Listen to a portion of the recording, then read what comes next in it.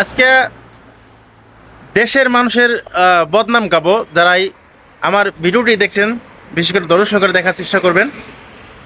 ইতালিতে দেশের মানুষের বদনাম কেমন? কিছু মানুষ আছে না, ধরেন ভিক্ষে করে খাইতো, বা পলিথিন টোকায় খাইতো, বা মানুষের কাছে চায় চিনতে খাইতো। তারা যখন মনে করেন ভালো একটা ঘরে উঠছে, অথবা ভালো টাকা ইনকাম করে ফেলাইছে যে কোনো মাধ্যম দিয়ে, দেখবেন তাদের কাছেও যাওয়া যায় না। কারণ তারা মনে করে যে কি যেন পেয়ে ফেলছি, বা তারা মনে করে কি যেন। এমন একটা ঘটনা ইতালিতে। যারা ইতালিতে আসে, মনে করেন প্রথম অবস্থায় আসার পর হয়তো ভালো একটা পজিশনে কাজ করে, হয়তোবা মানে এখানে তারাই মানে বল দেখায় তারা কাজ জানেন। যারা মনে করেন যে রেস্টুরেন্টে কাজ করে, শেফ টেপ, মনে করে কি আমার আন্ডারে অনেক মানুষ কাজ করবে। এই যারা আছে মনে করেন, এরা এত তাদের মুখের ভাষা এবং তাদের যে ব্যবহার একেবারে জঘন্য, জঘন্য থেকে জঘন্য। কারণ এরা হচ্ছে আগে তাদের কিছু ছিল না, মনে করেন হঠাৎ করে পেয়ে গেছে, পেয়ে যাওয়ার পর মনে করেন সে মাথায় উঠে গেছে। কারণ প্রতিদিন, কারণ আমি যেখানে কাজ করি এটা তো মনে করেন যে একটি মোবাইলের শপ। কারণ এখানে সকল নানান ধরনের মানুষ দেখা যায়। অন্য অন্য দেশের মানুষ আসলে মনে করেন যে হাসে, বা একটা ভুল হয়ে গেলে তারা শুধরানোর চেষ্টা করে। কিন্তু কিছু কিছু বাঙালি আছে, মানে এত ব্যবহার খারাপ, বলার ভাষা নেই। কারণ হয়তো সাগর পথে আইছে, হয়তো বা যে কোনো মাধ্যম দিয়ে ভিক্ষা বা কোনো কিছু কইরা ইতালিতে আইছে, তাদের ব্যবহারে বোঝা যায়। হয়তো আপনারা আমাকে গালি দিবেন, দেন, সমস্যা নেই, কিন্তু তাদের ব্যবহারে আমি দেখতে পাচ্ছি। কারণ আমি যেখানে কাজ করি, হাজার রকমের মানুষ ফেস করতে হয়।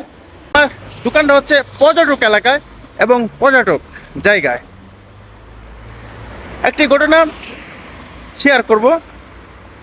ওই রোহিঙ্গা দেশের মানুষ, হয়তো কক্সবাজার ওই সাইডে হয়তো রোহিঙ্গারা আসছিল, মনে করেন সেই রোহিঙ্গার এক মানুষ মনে করেন যে তার দেশে টাকা পাঠাইছে, সে কক্সবাজার টাকা পাঠাইছে।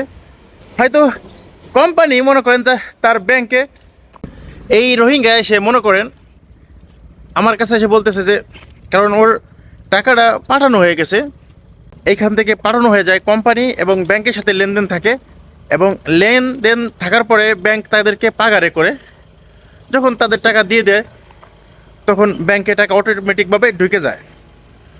যখন টাকাটা না ঢুকছে, কারণ আমরা যখন এখানে ছেড়ে দিছি টাকাটা, তখন তো টাকাটা তো অবশ্যই চলে গেছে। এখনও ব্যাংকে গেছে, টাকা পায় নাই, আসছে, আসার পর বলছে, ও বলতেছে এমনই রোহিঙ্গা, এমন রোহিঙ্গাই বলতেছে তুই টাকা ছাড়িস নি কেন। ও ইতালিতে আসছে, ওর এতটুকু জ্ঞান নাই যে আসলে টাকাটা যদি আমি ছাড়ি আজকে, হয়তো 2-3 দিন পরে যাবে ব্যাংকের। এর ভিতরে শুক্রবার গেছে, রবিবার গেছে, শনিবার গেছে, কিভাবে টাকাটা তাড়াতাড়ি যায়। সো ওরে বলছি যে হয়তো কাল চলে যেতে পারে, তখন ও বলতেছে না, তুই আমার টাকা ফেরত দে। আরে ভাই, টাকাটা তো দেওয়া হয়ে গেছে, কোম্পানির কাছে টাকা, এখন আমি ফেরত আনবো কীভাবে? এমন তো নর্মালি টাকা পাঠাইছি, তার ব্যাংকে টাকা ছাড়া হয়েছে। পরবর্তী কি করব? তার মানে তার রোহিঙ্গার যে এত পরিমাণ ব্যবহার খারাপ। যাই হোক, ও তার সাথে কথা কাট কইরা পরে অফিসে ফোন দিলাম। অফিসে ফোন দেওয়ার পর পরে কী করলাম, তারা টাকাটা পাঠায় নাই। পরে তাদের সাথে কথাবার্তা বলে কাজ ফিট করে তার টাকাটা ক্যান্সেল করাইলাম। সো মানে কি বলবো, উইরে আসে, মানে মানুষ হঠাৎ করে পেয়ে গেছে, মনে করে কী জন্য মানুষের সাথে কথা বললে কী হবি, বা এই চিন্তা ভাবনা করে। এই সমস্ত মানুষ আসলে এমন ব্যবহার করে, বলার ভাষা নেই। সো কিছু রোহিঙ্গার সাথে আসলে ইতালিতে দেখা হয়, এমন এমন ব্যবহার করে যেটা আসলে বলার ভাষা নেই। সো দেখতেছি, এবং বিষয়টা ঠিক মানে বিষয়টা আরও জানতে পারতেছি আসলে মানুষের ব্যবহার, বিশেষ করে আমাদের বাংলাদেশিদের ব্যবহার। যদি অন্য দেশের হয়তো তাহলে অবশ্যই তাদেরকে বুঝিয়ে রাখা যেত যে ভাই আস না, কালকে হয়তো বা ব্যাংকে টাকা পাগারে করে দিবে বা চলে যাবে। সো এই হচ্ছে আমাদের বাংলাদেশের অবস্থা। সো এই সমস্ত মানুষ আসলে কি বলবো, আসলে বলার ভাষা নেই।